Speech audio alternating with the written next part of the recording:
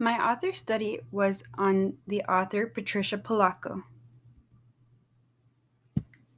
A little bit about Patricia. She was born on July 11th, 1944, in Lansing, Michigan.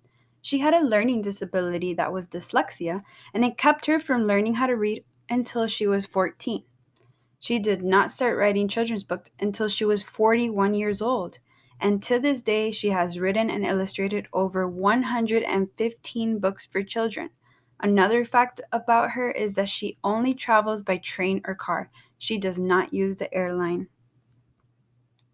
Some books by Patricia are Thank You, Mr. Falker, The Lemonade Club, The Keeping Quilt, My Old Man, My Rotten Red-Headed Older Brother, and Thunder Cake. The first book I focused my lesson on was Holes in the Sky. This is for a third grade class, and the content area that I included was science. The standard was to explain how stars can be different. Some are smaller, some are larger, some appear brighter than others, all except the sun that are so far away that they look like points of light. The vocabulary I used in this lesson were stars, constellations, light year, apparent brightness, and actual brightness. The activity for this lesson was that the children had to first I went over all the words. As you see below are the posters of the vocabulary words with the pictures on it. And if you see the dice, each group had a dice and the dice had all 5 words and a you choose. So they had to roll the dice, and whatever word landed face up, they had to practice the definition with their partner. And at the end, they produced this work here that you see. It is the definition or the word in a sentence that shows me that they understand the vocabulary at the end of the lesson. They did really well. The second lesson, I used the book Applemando's Dreams by Patricia Polacco. This is also for a third grade class. The content area was social studies.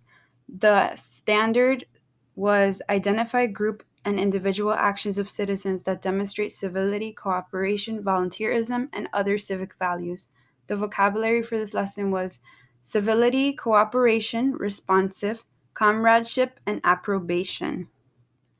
I was unable to implement this lesson, so I do not have any work to show. The third lesson that I implemented was my observation lesson. It was on the book I Can Hear the Sun. This was also a third grade lesson, and the content area was science. So this standard was identify the sun as a star that emits energy, and some of it in the form of light. The vocabulary was sun, core, radiative zone, convection zone, and photosphere, which are layers of the sun.